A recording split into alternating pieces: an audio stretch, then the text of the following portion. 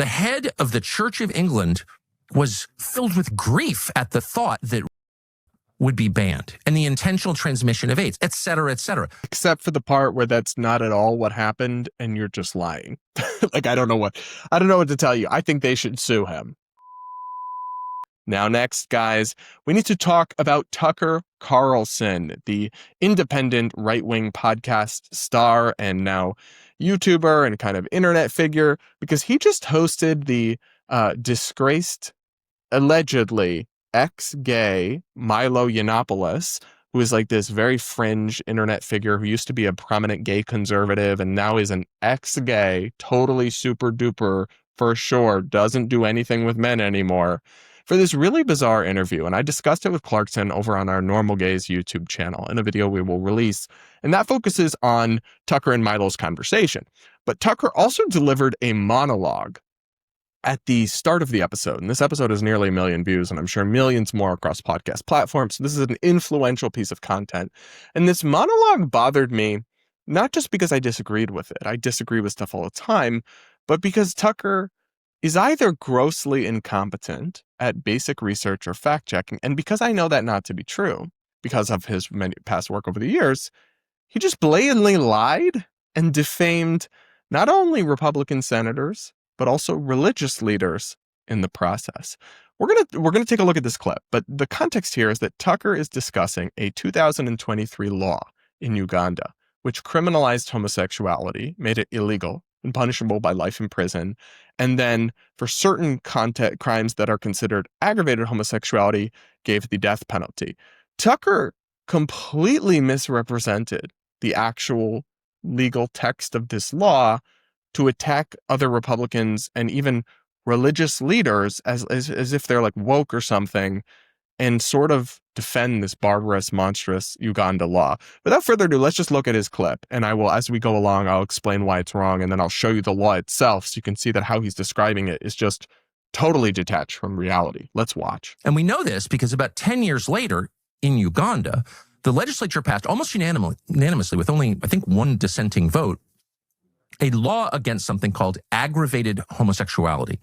Aggravated homosexuality, as of 2023, is a death penalty offense in Uganda. What? Aggravated homosexuality? A death penalty offense? That's medieval. But how is it defined in Uganda? Well, if you read it, and you can because it's online, the Ugandan government defines aggravated homosexuality as gay rape of children, gay rape of the elderly who can't consent, people over 75, gay rape of people who are mentally deficient, and the intentional transmission of deadly diseases to another person. So it's particularly frustrating that Tucker says, if you read it, and you can, because it's online, because he is so woefully and totally misrepresenting this law to the point of just complete dishonesty and deception, that if anyone actually reads it, which I did, I went and found it, it's in English, in full, and I went and looked at it. It is the Anti-Homosexuality Act of 2023 in Uganda. And I looked at this, and it is very clear that what Tucker is saying about the law is not true. First off, this law does not, and he says this over and over again, just apply to gay rape and other kinds of specific horrific offenses. It makes all homosexuality illegal. First of all, punishable by a lifetime in prison. So I will read from the law here for you. The Anti-Homosexuality Act, 2023, an act to prohibit any form of sexual relations between persons of the same sex, to prohibit the promotion or recognition of sexual relations between persons of the same sex, and for related matters. So anything is banned here. It's not just, abusing an elderly person or a mentally infirm person, which of course nobody would find that to be particularly controversial. More from the law here. The offense of homosexuality. A person commits the offense of homosexuality if the person performs a sexual act or allows a person of the same sex to perform a sexual act on him or her. A person who commits the offense of homosexuality is liable on conviction to imprisonment for life. So this law is very clear. It punishes consensual same-sex relationships with life in prison. So Tucker is misrepresenting it. Now, what about the part that involves the death penalty, the aggravated homosexuality portion. Well, Tucker's telling that only applies to, abuses, horrific instances and abuses. However, that is also not true. Oh, by the way, to remove any shadow of a doubt from the law here, consent to sexual act is no defense. The consent of a person to commit a sexual act shall not constitute a defense to a charge under this act. But the part about aggravated homosexuality, which involves the death penalty, also applies not just to gay rape, as he says over and over again in an incredibly dishonest way. It also applies to repeat offenders. And repeat offenders or serial offenders are defined as a person who has previous convictions for the offense of homosexuality or related offenses. So if you even are convicted of consensual gay relationships between adults multiple times, death penalty. That's what they're saying. And yet he is lying about that, saying it only applies to horrific instances where kids are hurt or elderly people are taken advantage of. It's not true. He's either totally failed his research or he's just grossly incompetent, or he's blatantly lying and hoping that the millions of people who watch him will never catch on. Either way, it is just a totally reckless and dishonest way to approach political commentary. But let's keep going, because here's part that I actually think is really, really shady, is when he starts speaking about other figures who condemn this law, because unlike him, they believe in basic human freedom. Let's listen. So it's rape and murder, effectively, are against the law. In fact, capital crimes in Uganda. It's a little different than advertised, but you would never know it. Yeah. If you lie about what the law does and is, then it's different from how everyone reported on it and discussed. Great point, Tuck. Because the entire American political class erupted as one when this law passed in East Africa, thousands of miles away, with a non-relevant trading partner with no real military. In other words, there's no actual reason to care about what Uganda does, but everyone here did care, bipartisanly. Here's Senator Ted Cruz, the self-described conservative from Texas. Here's what he said. He tweeted this. He put this in writing, as he so often does. And we're quoting, "Any law criminalizing homosexuality or imposing the death penalty for, quote, aggravated homosexuality is grotesque and an abomination. All civilized nations should join together in condemning this human rights abuse." Yeah.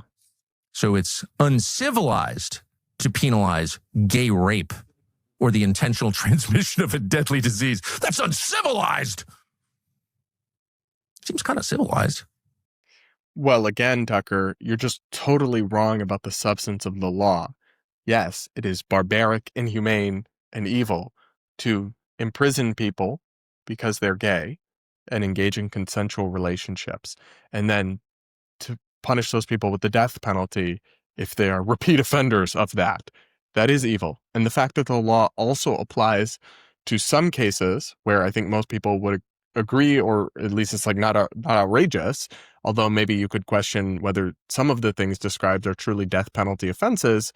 But sure, yeah, obviously he's just totally misrepresenting Ted Cruz, who I'm no fan of, by the way, but just like in the basic spirit of fairness, obviously Tucker is not calling it uncivilized to punish rape and the intentional transmission of disease. That's not what he's saying, and you're just woefully misrepresenting him. And Tucker even did this to religious leaders of the Anglican Church, who apparently he's horrified that they would condemn this kind of evil thing, like this evil law.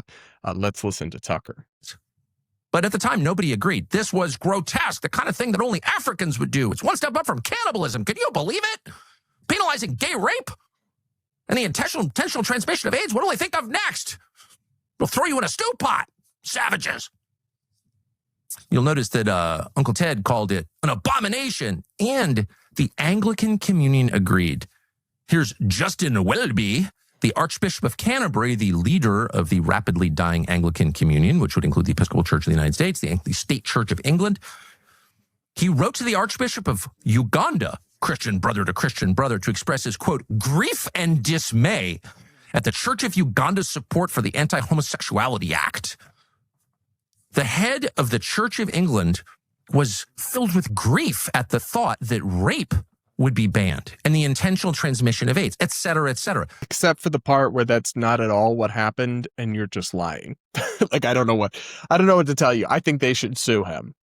The Anglican, maybe defamation laws are so stringent that he'll be able to plead ignorance somehow, but he is just so woefully misrepresenting the facts to tar people who expressed a good faith concern about a repressive law against human freedom and act as if they are supporters of rape.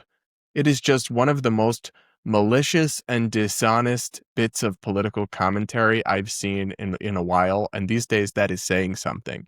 And if Tucker can get a story like this, that he clearly spent a lot of time researching, I don't know where he's researching it because he got it so wrong, but if he can get this wrong either through incompetence or through dishonesty, then I really don't understand how you can trust anything he says. And maybe, if he was to correct the record, apologize for the mistake, apologize, maybe then you could, but he hasn't done that. And he won't do that. He's just spreading wildly false information to millions of people and attacking and defaming public figures by a total misrepresentation of their views. And it's just fine. He'll just keep it moving and millions of people will still tune into him. Guys, at some point we have to stop rewarding people with attention when they betray our trust over and over again. And I really do believe that's what needs to happen to Tucker. But until it does, as long as he has this massive audience and is as relevant as he is, I will continue to criticize and call out when his coverage goes astray. At least that's my take on it all, but you guys can let me know what you think in the comments below. Make sure to subscribe, hit the like button and all of that. And that'll be it, guys, for today's episode of the Brad vs. Everyone podcast. Thanks so much for tuning in, and we'll talk again real soon.